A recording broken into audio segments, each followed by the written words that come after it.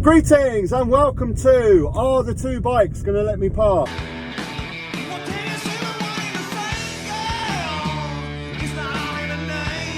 Today we're going to be talking about Rory Stewart's appearance on Novara Media with Ash Sarkar. I've literally just listened to it in the van on my drive up to Hawley. As soon as I saw this advertised, I thought fantastic. These are the conversations that we're crying out to hear in this country. Well, I am anyway. Because we just get far too many conversations and podcasts of people that just agree, that are coming from the same political stance, and one, it's just boring. It's just boring. Listening to people agree with each other all the time, it's dull. But most importantly, nothing gets achieved.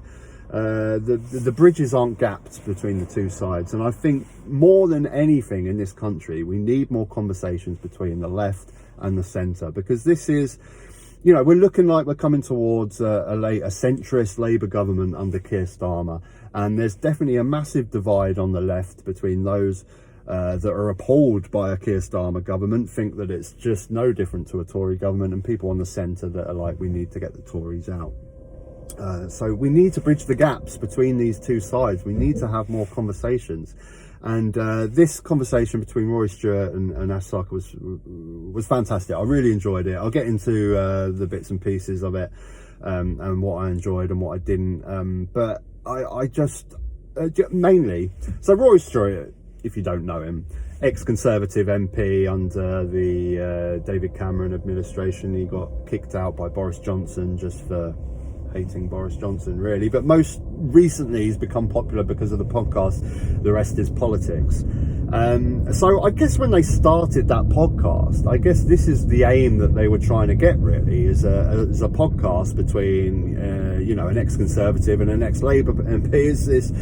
This is what they were aiming for. But anyone that listens to the podcast will know that, to be honest, they pretty much just agree with each other most of the time. 90% of the time, I'd say they agree with each other, so they're not really getting that difference of opinion. And I tell you what, I'd much rather have weekly podcasts between Ash Sarkar and Rory Stewart than Alastair Campbell and Rory Stewart. I think that would be fantastic.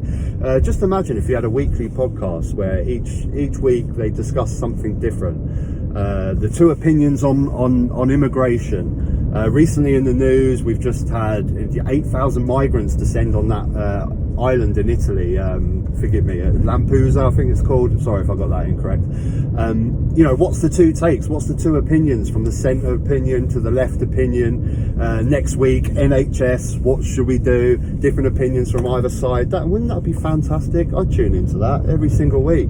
These are the conversations that we need to be hearing, and we're not getting it enough. We're just getting people that are sticking in their echo chamber, talking just with left-wing people, or just with centrist people, or on the right, just with right people, and they're not finding common ground. Because you think of Rory Stewart and you think of Ash Sarkar, a complete different politics, but there was plenty of common ground that was found in this interview. So we'll go over some of the things that they talked about.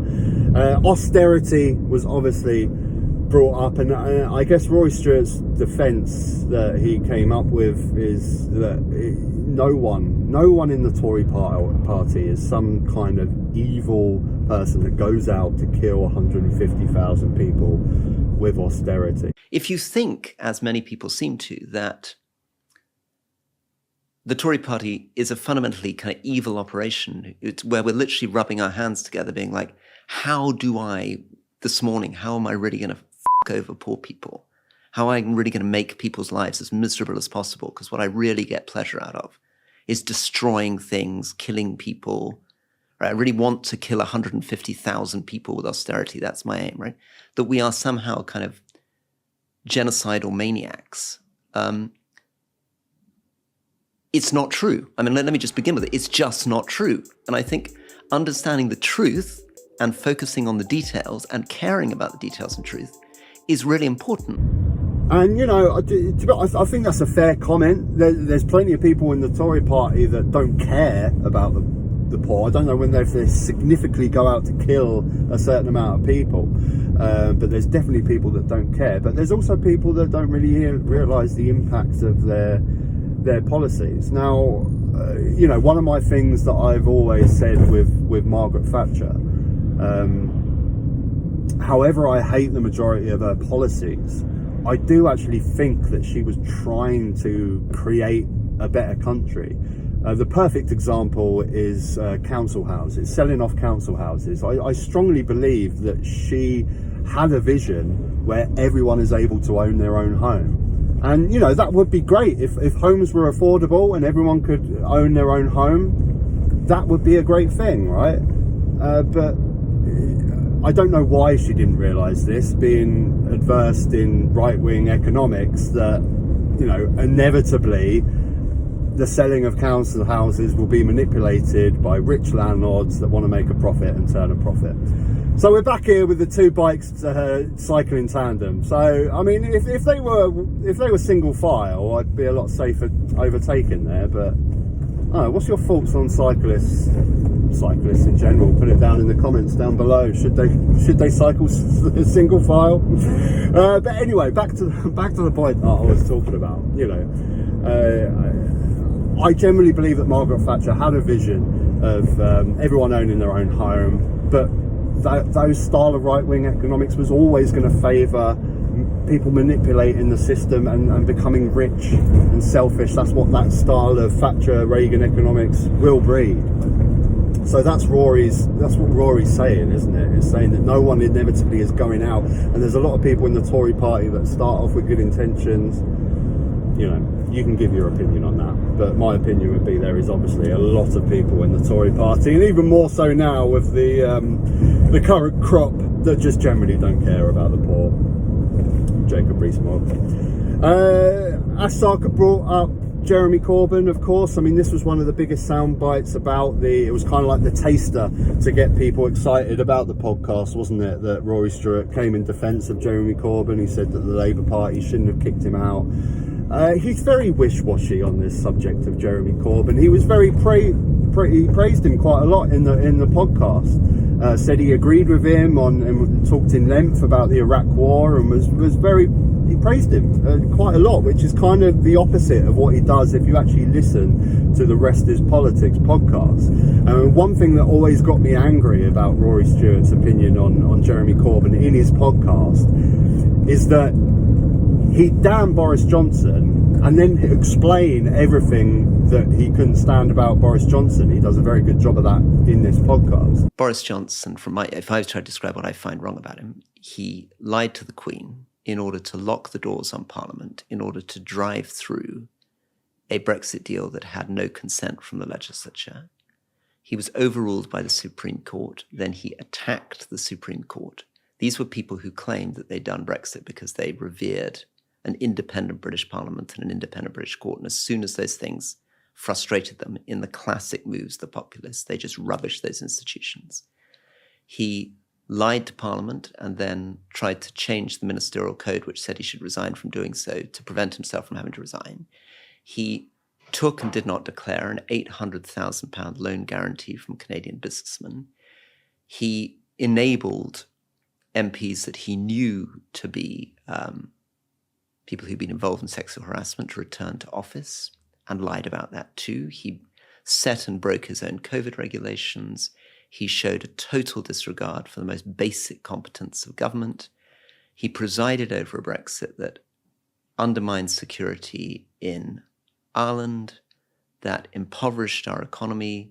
I mean, so he represents for me something that where the moral character of the individual and the calamitous impacts are one and the same. But then he'll say the same about Jeremy Corbyn. He'll say Boris Johnson is the extreme populist on the Conservatives, and then we had Jeremy Corbyn, which is the extreme version on the left. And he never actually explains what he means by extreme. What is extreme about Jeremy Corbyn? He just dismisses it. Well, this is why you and I are having a bit of a standoff on Jeremy Corbyn, for example. Obviously I completely disagree with Jeremy Corbyn. I think he's been a terrible prime minister. But I'm absolutely not in favour of expelling him from the Labour Party and therefore effectively getting him out of Parliament. So yeah, I do feel that he's playing towards the Novara Media audience with his description of Jeremy Corbyn there. I would really like him to actually give me a detailed description when he says the extreme. What do you deem extreme about Jeremy Corbyn? I'd like his opinion on that. Maybe I'll send in a question to the rest of his politics. It will never get answered. But yeah, other sections of the podcast. Obviously, Ash had to talk about the Windrush generation and the atrocities because Rory Stewart looked so favourably on Theresa May, and during her tenure was when we had people deported to Jamaica, people that had been born in this country deported to Jamaica, instances of people having their landing reports. Sorry, I can't think of the actual term. When they came over here, teared up, evidence of their right to stay in this country torn up. There's some disgusting things if you look into that, and I guess she wanted Rory to justify that and justify how he can look fondly on Theresa May when that is in question, and he didn't really give a good answer to that. He basically just said, well, she's not Boris Johnson. That's the thing. I mean, my opinions on Theresa May is apart from that Windrush thing, which is disgusting, she's probably one of the, out of the current crop of the Tories, probably one of the better when it comes to domestic policy. I mean, just the sheer fact that she was trying her best to get some sort of light Brexit, and to be honest, there was a lot of Remainers on both sides in Parliament that completely frauded that and are responsible for why we got the hideous Brexit that we got under Boris Johnson, because they just didn't want to accept the Brexit vote. And, you know, obviously as someone that can't stand Brexit, I have sympathy with that. But we are in a worse position now with Brexit than we were, because we couldn't push through a light Brexit, a Theresa May light Brexit. And my opinion has always been that because the Brexit vote was so close, a decent compromise would be staying in the single market and some sort of soft Brexit. I think when the vote is 48% to 52%, that seems like a logical conclusion, that we should have some sort of decent compromise where maybe we're still in the single market. But anyway, I'm digressing. I'm going on to Brexit. Have you listened to the podcast?